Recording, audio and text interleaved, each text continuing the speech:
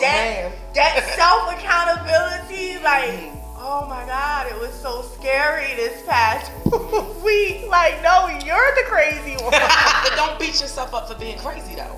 Understand where the crazy comes from and just heal the crazy. Yeah, that's generational. That's generation. You know what I'm saying? I had to accept that I just have a short temper. I have a short temper. What's your sign? I'm a Capricorn. Yeah, we're not for the shits. You know what I'm saying? Like we with all of them. We'll cut you off quick. Yeah, we don't. And it would be like you don't even exist. I had to realize how I do that to people. I do that to people too. And I realized that I would look for reasons. This is the psycho shit that I'm talking about. Like I would look for reasons to be like, oh my God, and I would make it your fault of why I don't need to talk to you no more. But it's really just me being scared to let somebody in close because I'm scared to get hurt.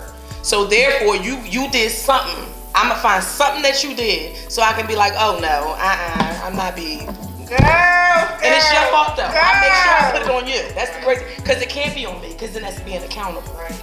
So that was one of the things that I realized from journaling. How am I showing up?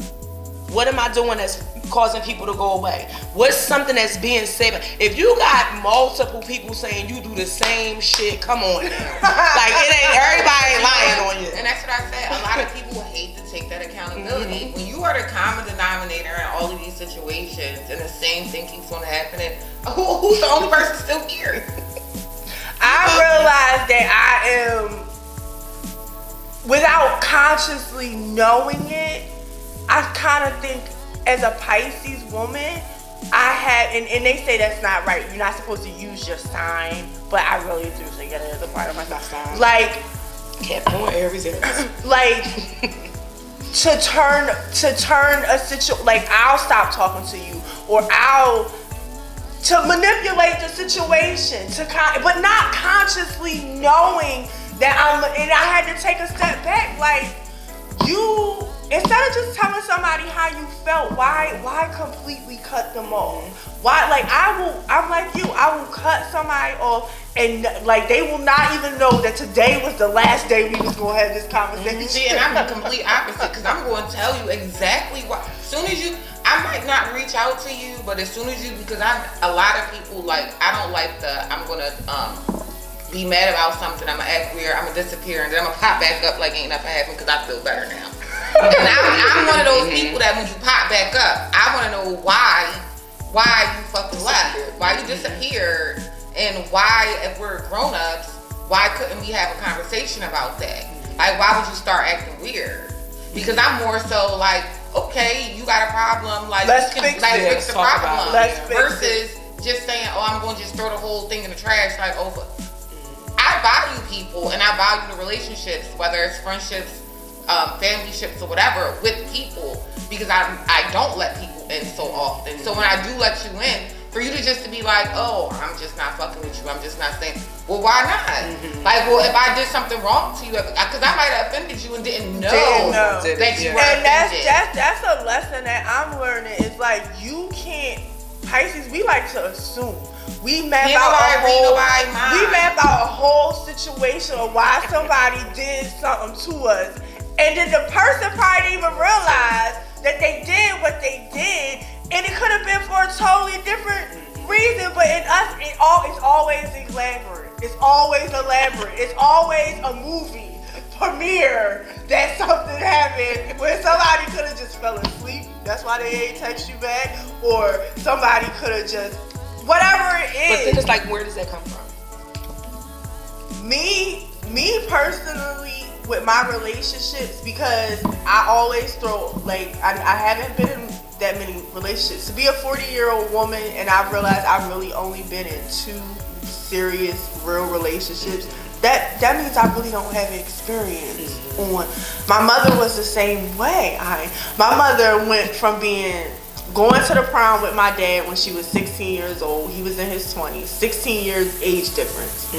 Going to the prom with him. The next year she was married to him. At 19, she was pregnant with me. They were together until I was 8 years old. Different stories. She found out he was cheating. The story is she kicked him out. Her next real relationship was her next marriage. You know what I mean? Like, and then I grew up seeing her get angry and just being done with the situation. You know, she told me at one point my dad did ask to come home, but she was stubborn. She was done with the situation. So I think for me, it's just, it comes somewhere down the line in our family. The women I feel like maybe on my grandmother's side have had really traumatic issues with men in relationships, and I feel like it's just gonna keep coming up until it's healed. So I'm that girl who, like, I never want to work anything out. I just want to kick you out of my life. And then I want to miss you and cry and get you back, but then I want to kick you out again. And nobody wants to live like that. You know what I mean? Nobody deserves to live like that. And you saying that you value people, this is the year that I am really understanding what it means that everybody can't be replaced. Right. Because you know what? But people don't realize that until they don't have access to that person anymore. Yep. Until it's too late. And then I feel like once you circle the block, like, I'm charging double. And I'm never really going to trust you because I'm a Cancer. I'm never fully 100% ever back in your corner after that. It's always that little tinge of doubt in the back of my head, like, this motherfucker is gonna fuck up again. I'm just waiting for you to do that same shit that you did, because that was some shiesty shit that you did. Yeah. Because it's never no regular shit that never happens. It's never like some little shit that you can just be like, oh, that's okay, you know, they were having. No, it'd be like some major traumatic, like, I would have never thought. Like, I would have never thought that you would have did that. And I just can't trust you no more. And I can't even look at you like that anymore. Because, like, now my eyes look at you like a whole different person now at this point. Can I ask you this? I'm sorry. Go ahead. No, go ahead. Ask your question. No, go ahead. Ask your question. Because this is your time. Sorry. But, so, what is wrong with forgiveness? What is wrong with forgiveness? Like, what holds you back from being Nothing holds me back from forgiving people. What bothers me with forgiveness is when people don't genuinely.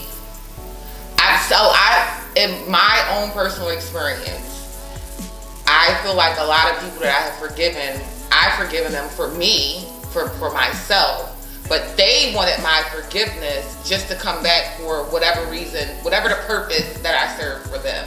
Not a genuinely, I want to be around you, or I genuinely care about you. I need something from you. I need you to do something for me. You're beneficial to me, so I want your forgiveness because I want that access. Not necessarily I really forgive. Right. When I please forgive me if I'm overstepping, because you know I got my issues, and my forgiveness is about feeling played. Like, but I forgive. Like, I love forgiving people. I love people. I just love. But when I look at Khalida, I just, like, sometimes I just want to hug the disappointment out of you that you've experienced since you was a child. Right. Because it's a wall up there that is like, you can tell, like, she's a beautiful person. You can tell she has a beautiful spirit, but there's so much hurt there from being disappointed. It's like, no, I can't forgive you. No, I can't 100% depend on you. No, I'm not letting you all the way into my life, because every person that I ever have has disappointed me, showed up because they wanted something from me, and I just be like, I just want to squeeze her so tight till it just falls away. So then the work becomes, because this is all like self-inquiry. This is all like yoga.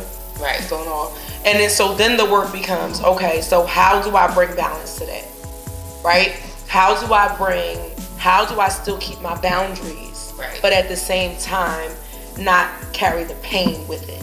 Right. You get what I'm saying? Mm-hmm. Like, and so, and that's because you can do it. You can keep boundaries with people. I can say, okay, this is not how you're going to treat me. That's not acceptable. This is not acceptable. But at the same time, still be cool in here.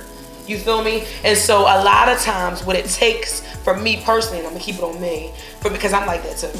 I'm like I said, I'm a Capricorn to the 10th power. We don't fuck around. Like, you do some bull, I'm like, I may give you 1 or 2 chances, but once you're done with me, you're done with me. So I had to really learn forgiveness from the aspect of how to let that out of my heart, but at the same time still keep boundaries. Because for me, it was either you in or you out.